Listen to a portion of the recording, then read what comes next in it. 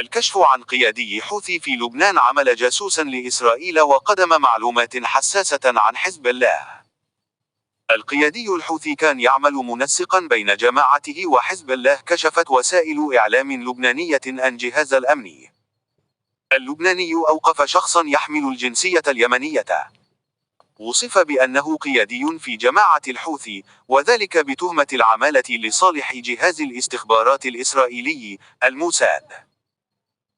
وذكر موقع لبنان 24 أن الموقوف كان يؤدي دورا في التنسيق بين جماعة أنصار الله الحوثية وحزب الله اللبناني، مشيرا إلى أن توقيفه جاء على خلفية اتهامات بالتجسس لصالح إسرائيل.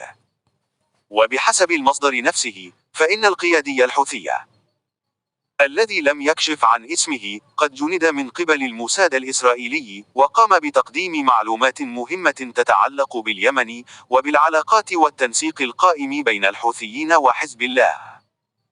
وحزب الله اللبناني، مشيرا إلى أن توقيفه جاء على خلفية اتهامات بالتجسس لصالح إسرائيل.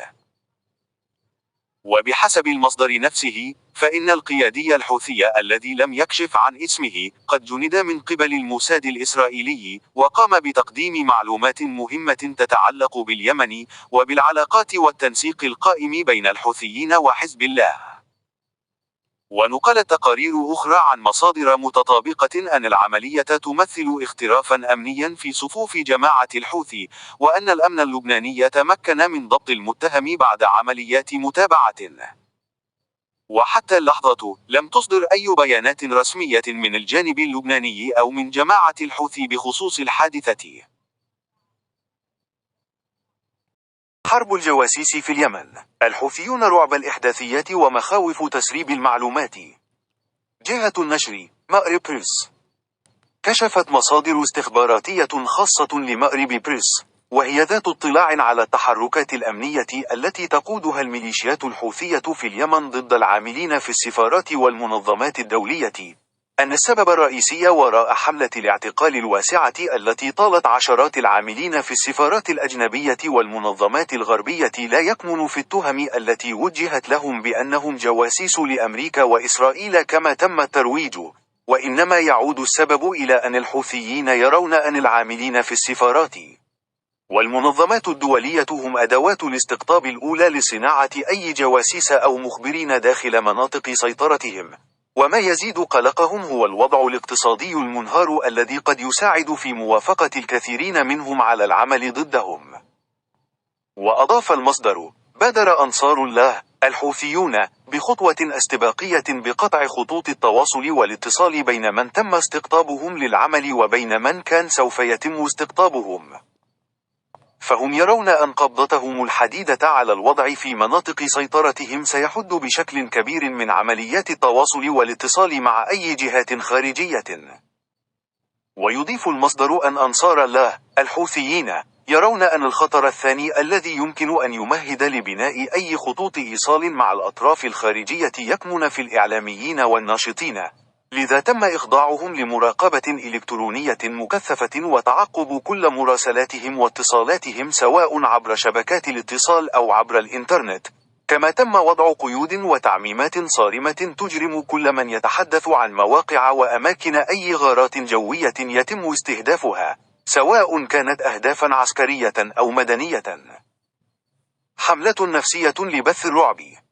مصادر أخرى تعمل في أجهزة ميليشيا الحوثي تحدثت بشكل خاص مع أحد محرري مأرب بريس أن الهدف الرئيسي من عمليات الضخ الإعلامي حول الحديث عن شبكات التجسس التي روج لها الإعلام الحوثي بشكل كبير، سواء ممن كانوا يعملون في المنظمات الدولية أو السفارات، وإرغامهم على الإدلاء باعترافات قهرية وعرضها بالصوت والصورة، يأتي في سياق الحرب النفسية وبث الرعب في صفوف المواطنين لردعهم مسبقا من أي عمليات تعاون مع أي جهات خارجية.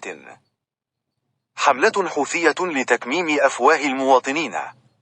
مؤخرا قاد الحوثيون حملة عبر منصات التواصل الاجتماعي توعدوا خلالها بملاحقة من يتحدث عن المناطق التي يتم قصفها بتهمة التجسس ورفع الإحداثيات، ودعوا المواطنين في مناطق سيطرتهم إلى القول بكلمة مدري في حال سألهم شخص عن مكان القصف. تجسس نسائي يتوغل بتوحش. خلال السنوات الأخيرة، استخدم الحوثيون أساليب تجسسية تستهدف المواطنين اليمنيين، وبشكل خاص النساء. فقد أنشأوا وحدة نسائية تعرف باسم الزنبيات، تقوم بانتهاك خصوصية النساء من خلال التجسس على جلساتهن الاجتماعية، مثل حفلات الزفاف والعزاء وحتى جلسات المقيل. تحضر عناصر الزنبيات تلك الفعاليات متنكرات كنساء عاديات، ومهمتهن تسجيل أي تعليقات تنتقد الحوثيين أو تشيد بالغارات الجوية. ويتم اعتقال من تدلي بمثل هذه التعليقات فور مغادرتها اللقاء، حتى وإن كانت ملاحظات عفوية، كما يعتقل أقاربها أيضا. وقد تم اعتقال العشرات من النساء في صنعاء بهذه الطريقة، وفي كثير من الحالات تم سجن أزواجهن أو أقاربهن الذكور المقربين والتحقيق معهم. بعض النساء تم احتجازهن لأشهر، وأخريات لسنوات. أخبار وهمية لبث الرعب. من الأمثلة الحديثة على تلفيقات الإعلام الحوثي ما نشر في 23 من ديسمبر 2024، حيث زعموا زورا أن أجهزتهم الأمنية أحبطت عمليات عدائية لجهازي الاستخبارات البريطاني والسعودي، وأعلنوا اعتقال شبكة تجسس مرتبطة ببريطانيا. هذه التقارير الملفقة تأتي ضمن حملة تضليل متواصلة تهدف إلى بث الرعب بين المواطنين وتضخيم صورة الحوثيين. وتكشف هذه الأكاذيب المتكررة عن نمط واضح من التلاعب والخداع الذي يفقد روايات الحوثيين مصداقيتها. انعكاسات رعب التجسس على قيادات الحوثي.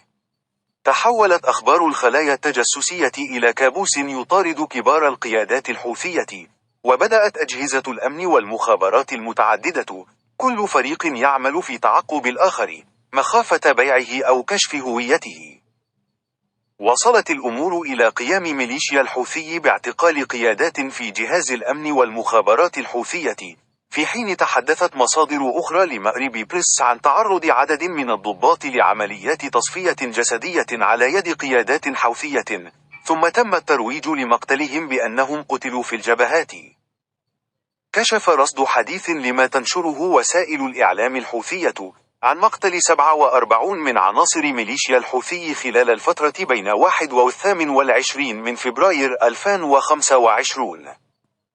وشيعت الميليشيات جثامين هؤلاء المقاتلين على دفعات يومية في العاصمة صنعاء ومحافظات البيضاء والحديدة وتعز وحجة الخاضعة لسيطرتها، ولم تحدد الميليشيات مكان وزمان مقتلهم، مكتفية بالقول إنهم قتلوا في جبهات العزة والكرامة دفاعا عن الوطن، في حين يعتقد مراقبون أن هؤلاء تم تصفيتهم تحت أوهام التجسس ورفع الإحداثيات.